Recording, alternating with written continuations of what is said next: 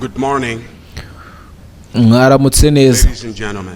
bagore namwe bagabo. We have the honor to deliver this Dufite statement icyubahiro cyo kubagezaho iri tangazo mu izina ry'abagize inama y'umutekano batowe ndetse n'abandi batanu bashya bazayinjiramo, aribo Autriche, Bahrain, Colombia, Repubulika ya Demokarasi ya Congo, Denmark, Democratic Republic Ubugereki, of Congo, Denmark, Greece, Kazakhstan, Lithuania, Liberia, Pakistan, Panama, Portugal, Somalia, Trinidad and Tobago ndetse na Zimbabwe. Trinidad and Tobago and Zimbabwe.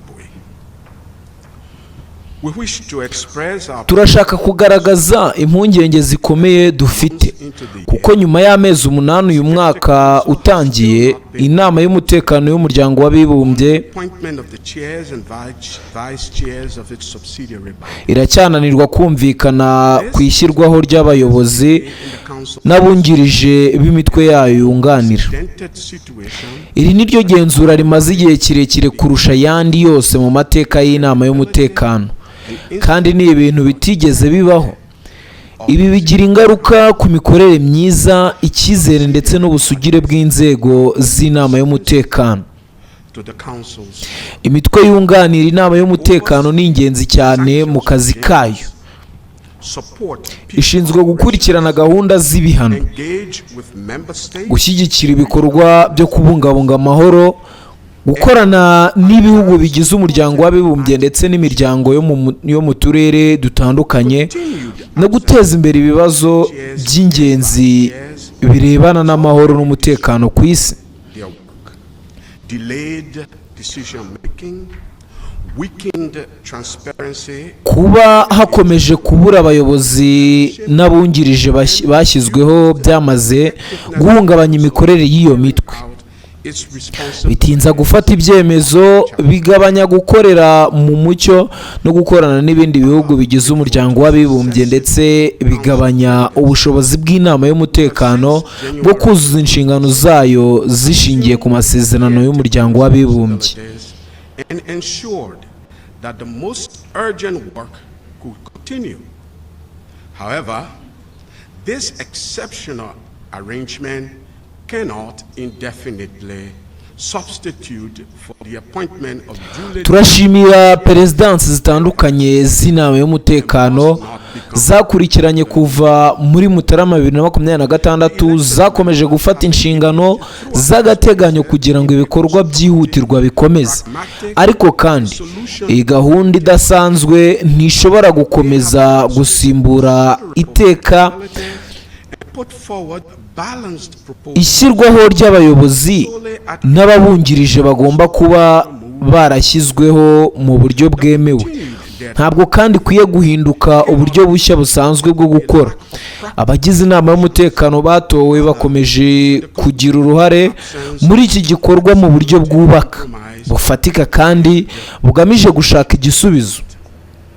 This Bagaragaje ubushake bwo guhindura also imyanya imwe n'imwe no gushyira imbere ibisubizo biboneye, byose bigamije gufasha inama y'umutekano gutera imbere. provides that every Bityo rero, be made to kuba iki kibazo gikomeje kuba mu kangaratete no later than ntibiterwa no kuba nta bisubizo bifatika bihari, ahubwo biterwa no kuba hakomeje kubura ubushake bwo kugirana ubwumvikane no kugira ubunyamwuga bukenewe kugira ngo haboneke amasezerano.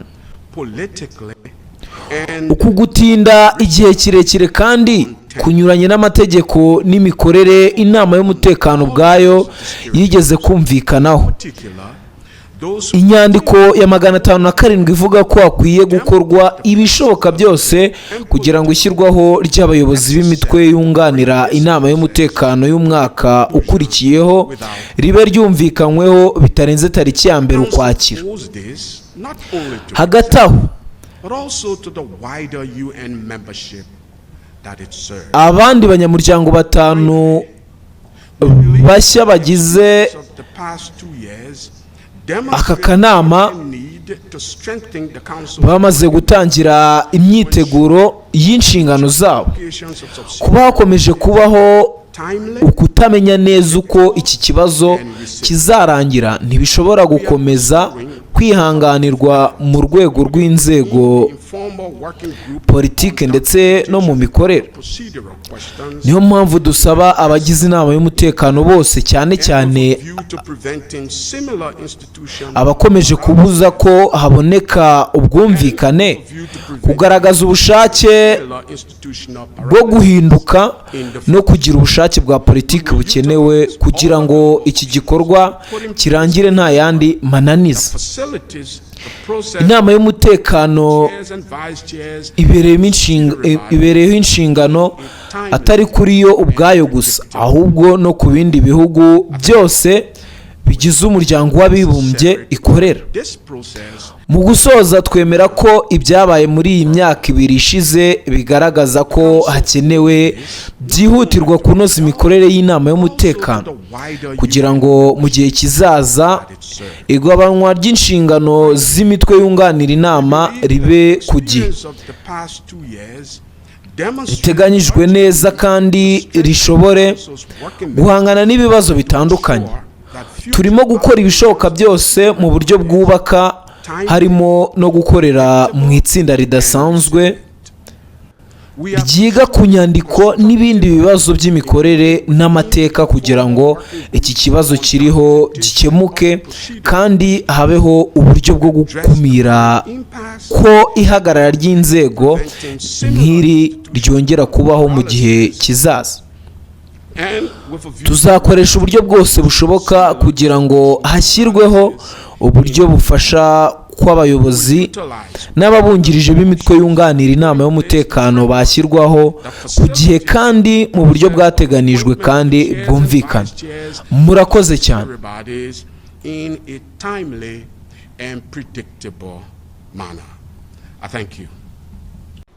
Reka ngushimire cyane wowe ukurikira ibiganiro bya The QuickTimes News. Muri make, kugira ngo nanabareke mwumve iri jambo ku bantu bumva icyongereza ritavugiwemo, reka mbanze nkubwire muri make uko ibintu byifashe ndetse na gahunda y'ibi byose. Kuwa gatatu tariki ya 19 Kanama 2023 n'ejo hashize, mbere y'impaka rusange y'inama y'umutekano y'umuryango w'abibumbye ku mikorere yayo, Repubulika Iharanira Demokarasi ya Congo yifatanyije n'abahagarariye ibihugu byatowe ibi twakwita nka E10 ndetse n'ibihugu bigiye kwinjira muri iyo nama. Mu kiganiro n'itangazamakuru kiyobowe na Ambasaderi Lewis G. Brown wa kabiri uhagarariye uhoraho wa Liberia muri Loni, mu itangazo bahuriyeho ibihugu bya E10 birimo na Repubulika ya Demokarasi ya Congo byasabye ko imikorere y'inama y'umutekano yarushaho kuba iboneye, irimo buri wese ikora neza kandi ibazwa inshingano, by'umwihariko inshingano byagaragaje ko ari ngombwa kongera uruhare rw'ibihugu bitowe mu gutegura imyanzuro, kugabana inshingano mu buryo bungana no gutanga inyandiko n'amakuru ku buryo buboneye. E10 cyangwa se E10 yanongeye gushimangira ko ishyigikiye ivugururwa ryimbitse ry'inama y'umutekano kugira ngo irusheho guhagararira ibihugu byose mu buryo bungana, ibe iya demokarasi, ikorere mu mucyo kandi irusheho kugira ubushobozi bwo gusohoza inshingano zayo. Byongeye kandi E10 cyangwa se E10 cyangwa ubwo mu gifaransa ni E10 kuko ni yagaragaje impungenge zayo ku kutinda amezi 8 mu gushyiraho abayobozi b'inzego zunganira inama y'umutekano, ivuga ko ibyo bibangamira imikorere myiza ndetse n'icyizere gifitiwe iyo nama. Repubulika Iharanira Demokarasi ya Congo yari ihagarariwe na nyakubahwa Ambasaderi Joseline Kabengele Lukundula uhagarariye uhoraho wa Repubulika Iharanira Demokarasi ya Congo muri Loni. Nuko rero bimeze, nuko ibintu byifashe. Ubwo nakureka ukabyumva byose, wowe wumva ururimi rw'icyongereza, kugira ngo n'ababa badukurikiye mwumva ururimi rw'icyongereza namwe tutabaheza, ahubwo tubareke mu byumvire. Reka mbashimire cyane, nkubwire ngo ukanda subscribe kuri The QuickTimes News, kandi niba utarayikanda ikintu cyo gihe ngo ukande subscribe, ubundi dukomeze tubane. Njye wumvaga ari Ivan Lucky Nshimiyimana, mukomeze kugira ibihe byiza.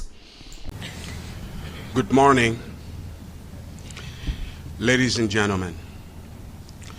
We have the honor to deliver this statement on behalf of the elected members and the 5 incoming members of the Security Council, namely Austria, Bahrain, Colombia, the Democratic Republic of the Congo, Denmark, Greece, Kyrgyzstan, Latvia, Liberia, Pakistan, Panama, Portugal, Somalia, Trinidad and Tobago, and Zimbabwe.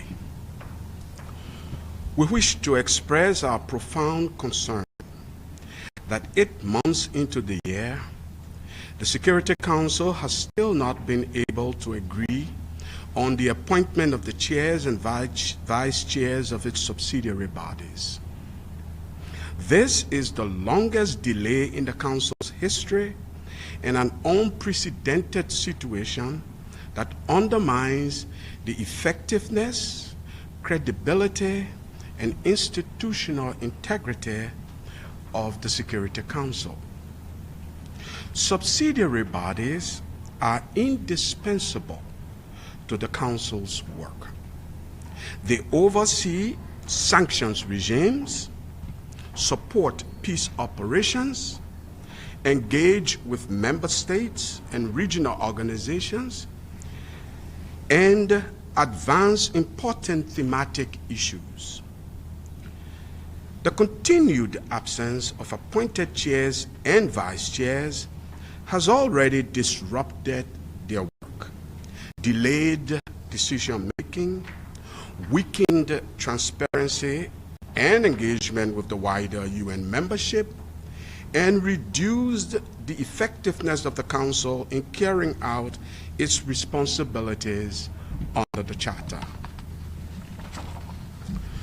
We are grateful to the successive Council presidencies who have since January 2026 assumed caretaker responsibilities and ensured that the most urgent work could continue.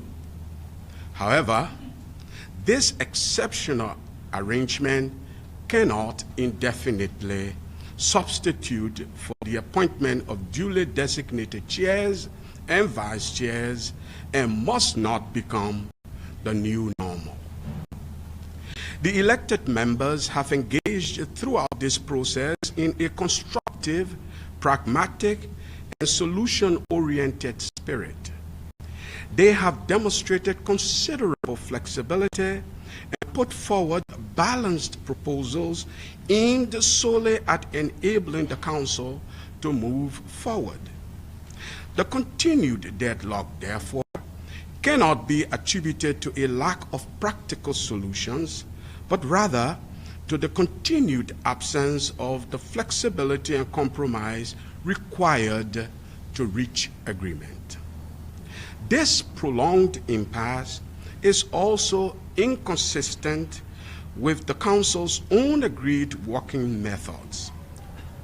Note 507 provides that every effort should be made to agree on the appointment of chairs for the following year, no later than 1 October. Meanwhile, the 5 incoming elected members have already begun preparing for their terms. The continued uncertainty is institutionally, politically, and operationally untenable. We therefore call on all members of the Security Council, in particular those who continue to withhold agreement, to demonstrate the flexibility and political will necessary to bring this process to a conclusion without further delay. The Council owes this not only to itself, but also to the wider UN membership that it serves. Finally, we believe that the experience of the past 2 years demonstrates the urgent need to strengthen the Council's working methods to ensure that future allocations of subsidiary bodies are timely, predictable, and resilient. We are pursuing constructive efforts, including within the informal working group on documentation and other procedural questions, to address the current impasse and with a view to preventing similar institutional paralysis similar institutional paralysis in the future. We will utilize all available options to put in place a framework that facilitates the process of appointment of the chairs and vice chairs of the subsidiary bodies in a timely and predictable manner. I thank you.